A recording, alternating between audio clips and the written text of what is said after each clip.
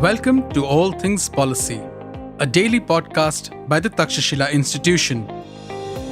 We are a bunch of policy nerds based in Bengaluru, and we like bringing fresh perspectives to Indian affairs and Indian perspectives to global affairs. So grab a cup of coffee, sit back, and join us for today's chat. Hi everyone, welcome to this episode of All Things Policy. So it's a busy couple of weeks in New Delhi with the latest trade deals and union budget presentation. And that means it's a busy week for us here at Takshashila too. I'm Anisree Suresh, a geoeconomics researcher at Takshashila. And today I have with me Anwesha, our in-house analyst for AI governance and data centers at Takshashila.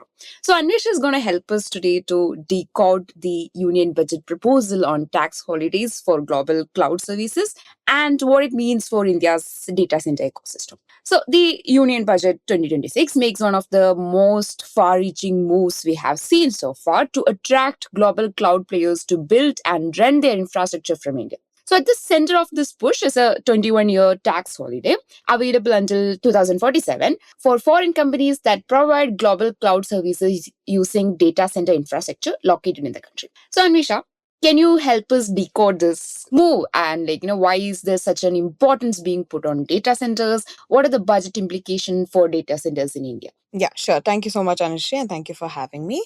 So, firstly, the budget has broadly three provisions when it comes to cloud services. So, first, as you mentioned, the 21-year tax holiday. So, in simple terms, if a foreign cloud provider runs its global workloads from Indian data centers, its income from those operations can be exempt from income tax for more than 2 decades, subject to certain conditions. Now, alongside this headline tax holiday, the budget also tackles a long-standing friction point with respect to transfer pricing disputes. So, when one group company sells services to another in a different country in the tech sector, tax officials and companies have often been caught in disagreements over what a fair profit margin should be. And to dial down this uncertainty, the budget has introduced safe harbor provisions for data centers and IT services. So, now what a safe harbor is essentially, it is a predefined profit margin. So, if a company chooses to adopt that margin, the tax authorities generally accept it without going into detailed audits and benchmarking each year. So, for related party data center services linked to foreign cloud operations, the safe harbor is set at a 15% markup on cost. Now, this sits alongside a broader move to club software development, IT-enabled services, knowledge process outsourcing, and contract R&D under a single information technology services category with a 15.5% margin.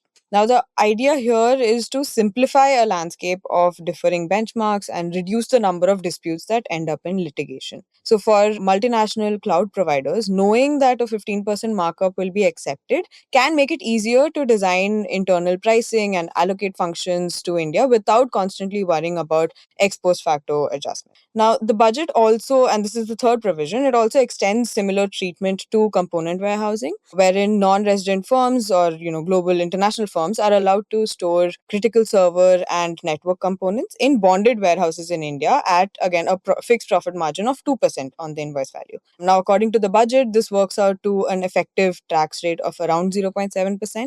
And for companies managing global fleets of servers, keeping these spare parts closer to large deployment regions is quite essential for uptime and service reliability. Also, lowering the tax cost of such warehousing relative to other regional hubs such as say Singapore. This also eases logistics and maintenance for cloud infrastructure in India. Now, looking at these together, the tax holiday and the two safe harbor provisions for data center services and component warehousing altogether forms a policy that is broader than the existing India AI compute pillar, which effectively subsidizes demand for specific AI and research use cases. Now, in contrast, the budget's tax package is designed to shape supply side decisions by global cloud firms across the board, regardless of whether the end uses AI training, fintech, manufacturing, entertainment, whatever it may be. So it seeks to create a base of globally integrated data centers in India, on top of which multiple sectors can build. And there are a couple of important things to consider here. First is that cloud providers are required to root their business in India through a domestic reseller entity. And as a result, this creates a more predictable tax presence in India rather than leaving everything on a case by case interpretation. Secondly, by tying the exemption to long term operations through Indian data centers, the government is also signaling that it wants to anchor physical infrastructure and related jobs domestically in a market where a small number of hyperscalers already dominate global cloud share and benefit from massive installed bases. These conditions are also an attempt to use India's demand as leverage to secure local footprints, thereby reducing vulnerability to unilateral policy shifts or geopolitical shocks elsewhere. This is quite interesting, right? In the sense that, for a growing market, this seems like a very welcoming move for increased investment in the ecosystem. So, what does the demand for data centers look like in India right now? In India, it's actually quite unclear at the moment. We've not, I mean, our data center ecosystem is still growing. It's quite new. We have about 2 gigawatts of data center capacity right now. And in comparison to, say, countries like the US, this is quite small. But with recent changes in tariff policies and geopolitical situations across the world, there has been an increase in demand within India for international cloud providers to set up their base here. We see, Google setting up 1 gigawatt center in Vishakhapatnam. There's been investments from companies like Microsoft, OpenAI. So a bunch of big tech companies have been investing in India. So given our high sort of real estate, given that we have land that we can allocate to data centers, there have been increased investments from big tech companies. However, when we look at it domestically, apart from certain data localization provisions in the DPDPA, Indian data has generally been stored in data centers located abroad, whether that's companies using AWS or other such cloud service providers. And as it stands currently, most of those data centers are outside of India. That being said, even though domestic demand may not be very clear, there is an increase in demand for data embassies, wherein other countries locate their data centers within India. And they will be using their own cybersecurity norms, and the regulations that pertain to their countries domestically will also apply to these data centers located in India. So if India is able to provide that infrastructure, demand will go up. And also, considering this isn't specifically limited to the AI ecosystem, it's any sort of digital use case, anything nowadays will use a data center. You need data centers to store this data, process it, retrieve it, even say train AI models, etc. So as a result, now that these sort of use cases are going up, there's increased digitization across the board.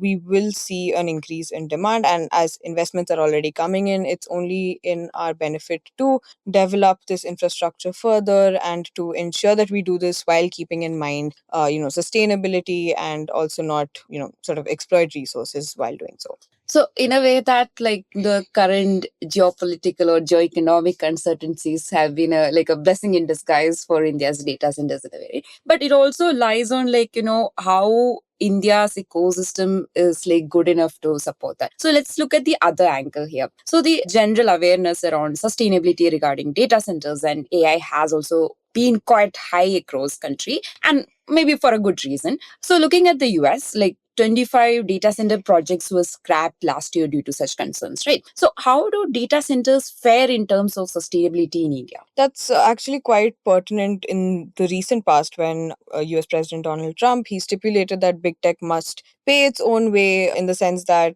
data center hubs and big tech companies that are running these data centers should pay for their own power usage, etc. This has been a result of an increase in prices for electricity, which then passed on to consumers, to users, and residents in areas around these data center hubs. Just take a step back. In 2025, the US sort of adopted an aggressive strategy in terms of data centers, where they built massive hyperscalers within a year, and that resulted in a huge increase for power, increase in demand for power and water as well.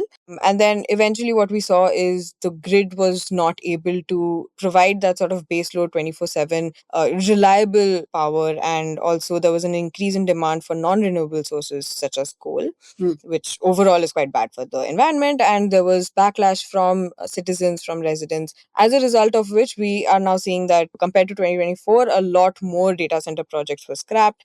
And now, taking that example into consideration and taking that as a case study as to what may happen if we also adopt a similar, aggressive strategy for data centers, it serves as a good reminder that we need to have adequate protections when it comes to, our water, power, and land resources, while also developing the market. So if clearly there's a lot of investments coming in, the government is also pushing for more investments from foreign FDIs or big tech companies to come and set a base in India. But if these data centers are built without taking into consideration power and water, there will be a similar backlash or similar constraints within the country as well. And as it stands, India is a water scarce country. The grid has high transmission TND losses compared to the global average. But that being said, right now, given that we have just about a 2 gigawatt data center capacity, it's not a big enough number to have significant impact on the grid yet. But as it grows in the next 5 to 10 years, there's plans to increase this capacity multiple times. So even a single Google data center that's coming up in Visakhapatnam, that in itself will be 1 gigawatt. And then there's been investments for other such gigawatt scale data centers, which multiply the total country's capacity multiple times, right? So that being said, in terms of water, at least what we are seeing is that the companies based in India are using recycling. They are either opting for air cooling, or they're using closed loop systems, which sort of has the same set of water going around in the entire data center, and so they're not using fresh water, so to speak, and just recycling the same quantity of water. If, however, there is a lack of transparency over there, we're not sure how to trace that sort of water usage in data centers in India. And if there's an increase in transparency, it will be much easier for Indian citizens to also be reassured that water isn't being overused or exploited in these data centers, which has been a massive concern. Looking at the example in the US, where residents complain of not getting enough water, or water pressures dropped, it's become more expensive, etc. So there needs to be improved transparency over there, improved traceability in terms of industrial water use. And then going back to the grid, obviously you need more renewable sources, which again the government is working towards. If we look at this in conjunction with the developments in the nuclear space, there's been an active push for increasing our nuclear energy from 8 gigawatts to 100 gigawatts, which in comparison with the total data center capacity right now is obviously a significant push. But again, there needs to be grid modernization. There needs to be improved integration with renewable, non-renewable sources to sort of balance out the effect, and more thoughtful approach to sustainability when it comes to data center ecosystem. Yeah, I think that's a very interesting point. Like, only if we know, or if we have the information about the water usage, we would be able to like really look at, what are the policy pathways. But being working on this for a while, like I'm pretty sure like you can just guide us what are the crucial next steps from a policy perspective. So as India's data center market grows, like, what are the next steps that India has to take? Yeah, looking at just the tax policy alone, it's pretty clear that that cannot determine whether India becomes a serious global cloud hub. The overall impact of these measures will depend heavily on how they interact with the country's physical and regulatory infrastructure. So, just to dive a bit deeper into the power and water requirements, large data centers need reliable and high quality power at competitive tariffs with clear rules on outages. So, what happened in the US is it was easier to get coal based power. It's also more reliable than other renewable sources such as solar and wind. So, solar and wind power depends on climatic conditions, and you also need significant storage infrastructure within, say, data centers or integrated in the grid, and that makes that overall more expensive. And of course, in India, the nuclear ecosystem is not yet as developed as it would need to be able to support a large data center ecosystem. It needs to be economically competitive, and there also needs to be a strong network connectivity, which includes multiple fiber routes and peering arrangements between data centers and the grid. And even looking into captive power plants, we're also seeing significant development in small modular reactors. While that is yet to be installed or implemented in various places, it does look promising. And a single 200 to 300 megawatt small modular reactor can significantly improve power connectivity in some of these data centers. And so that's a welcome move. But in addition to that, there's also requirement for land that is both available and suitable for such facilities with, predictable timelines for clearances. And so looking at all of this, it's important that we have complementary reforms. So modernizing transmission and distribution networks, improving grid stability, and enabling dedicated power corridors for energy intensive facilities will influence how cloud providers evaluate Indian locations. So, streamlining land acquisition and local approvals while maintaining environmental safeguards will affect project timelines and costs. Urban planning decisions around zoning and building norms will also shape whether data center clusters can emerge and scale in those areas. Investors will weigh the long term tax holiday and safe harbor certainty against these on ground constraints.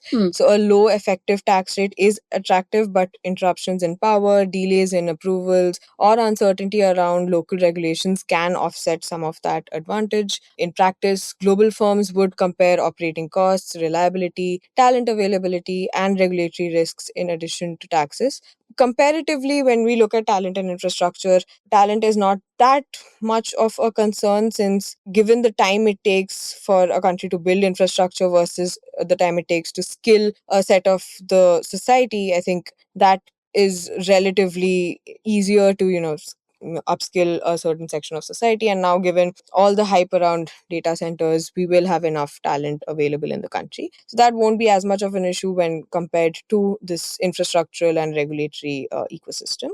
Yeah, so basically the budget's tax measures strengthen one leg of that comparison. The rest will depend on how quickly the broader infrastructure and regulatory ecosystem can align with the ambition of turning India into a major global node for cloud and data infrastructure. So just to sort of summarize, for now, the 2026-27 budget lays out a clear invitation to global cloud companies, but whether this translates, a wave of new investments will be visible over the next few years as firms update their regional strategies and decide where to build their next data centers. Okay, thanks a lot, Anwesha. I think this is a quite interesting topic, and I think like being data centers in the kind of a core topic in the public discourse for the last couple of months. It's quite interesting to look at it and see what are the regulatory cholesterol that still exist in the ecosystem, right? I think this is quite interesting. I learned quite a lot of things about this, and thank you for joining us. And we'll be back with another interesting topic. Thank you. Thank you so much. If you liked our show, dive into Takshashila's research on technology, strategy, and economic affairs. Check us out at our Twitter handle @TakshashilaINST or our website takshashila.org.in.